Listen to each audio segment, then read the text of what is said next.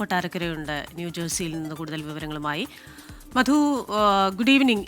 കഴിഞ്ഞ ദിവസം തന്നെ റിപ്പോർട്ടുകൾ വന്നിരുന്നു അമേരിക്കയുടെ ഒരു മൗനാനുവാദത്തോടെയാണ് ഇസ്രായേലിന്റെ ആക്രമണമെന്ന്. കഴിഞ്ഞ ദിവസം ബെഞ്ചമിൻ നെതന്യാഹു അത് ശരിവെക്കുകയും ചെയ്തു. പക്ഷേ ഇവർ തമ്മിലുള്ളൊരു വിയോജിപ്പെന്ന് പറഞ്ഞു കഴിഞ്ഞാൽ ആയത്തുള്ള ഖമനയെ വധിക്കണോ വേണ്ടയോ എന്ന കാര്യത്തിൽ ട്രംപ് ഇതുവരെ ഒരു സമ്മതം നൽകിയിട്ടില്ല എന്ന രീതിയിൽ റിപ്പോർട്ടുകൾ വരുന്നുണ്ട്.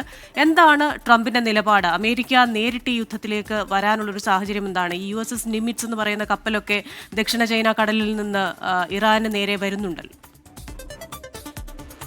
Good morning Christina, Unmesh. Donald ട്രംപിനെ സംബന്ധിച്ച് അല്ലെങ്കിൽ അമേരിക്കയെ സംബന്ധിച്ച് ഇറാനിലെ ഈ സമ്പുഷ്ട യുറേനിയം പ്ലാന്റുകൾ അല്ലെങ്കിൽ ന്യൂക്ലിയർ പ്ലാന്റുകൾ തന്നെയാണ് ഏറ്റവും വലിയ വിഷയം. ഇപ്പോൾ നമുക്ക് ഏറ്റവും ഒടുവിൽ ലഭിക്കുന്ന റിപ്പോർട്ട് ഇറാനിലെ ഏറ്റവും വലിയ ഈ ന്യൂക്ലിയർ പ്ലാന്റിന് വലിയ തോതിൽ നാശനഷ്ടമുണ്ടായതായി ഐക്യരാഷ്ട്രസഭയുടെ ആണവ നിരീക്ഷണ സമിതിയുടെ തലവൻ തന്നെ പറഞ്ഞിരിക്കുകയാണ്.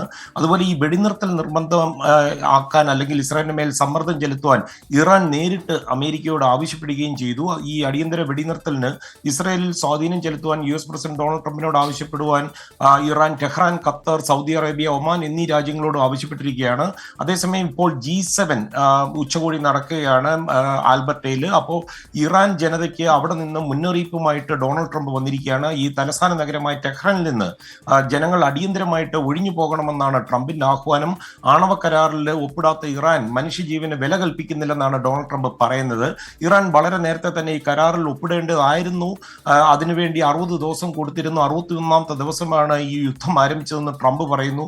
ഇറാൻ ഒരിക്കലും ആണവായുധം നിർമ്മിക്കാൻ പാടില്ല.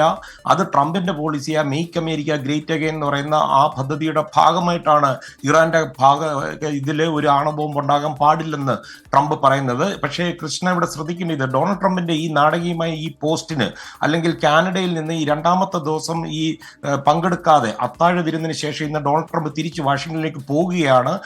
അതുകൊണ്ട് തന്നെ ഈ പോസ്റ്റുമായിട്ട് എന്തെങ്കിലും ഇതിന് ബന്ധമുണ്ടോ എന്ന് അറിയത്തില്ല. കാരണം ഈ രാത്രി മുതൽ ഇസ്രയേലിൽ ടെഹ്റാനിൽ ആക്രമണം നടത്തുന്നുണ്ടെങ്കിലും ഇപ്പം ഈ അമേരിക്ക ഇതുവരെയും ഈ ഒരു യുദ്ധത്തിൽ ചേരാൻ വിസമ്മതിച്ചെങ്കിലും ഇപ്പോൾ പെട്ടെന്ന് ഈ യുദ്ധം മൂർച്ഛിക്കുന്നത് ട്രംപിന്റെ പോസ്റ്റുമായിട്ട് ബന്ധമുണ്ടോ എന്ന് സംശയിക്കേണ്ടിയിരിക്കും. എന്നാൽ വൈറ്റ് ഹൗസ് ഇപ്പോൾ ഇത് നിഷേധിച്ചിരിക്കുകയാണ്.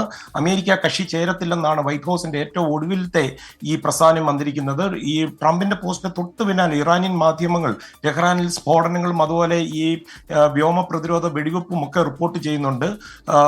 തന്നെയുമല്ല ട്രംപിന്റെ നാളത്തെ സ്കെഡ്യൂൾ കംപ്ലീറ്റ് മാറിയിരിക്കുകയാണ്. മെക്സിക്കൻ പ്രസിഡന്റും അതുപോലെ യുക്രൈൻ പ്രസിഡന്റ് സെലൻസ്കിയുമായിട്ടൊക്കെ ഉള്ള കൂടിക്കാഴ്ച ഉണ്ട്. അതെല്ലാം ക്യാൻസൽ ചെയ്തിരിക്കുകയാണ്.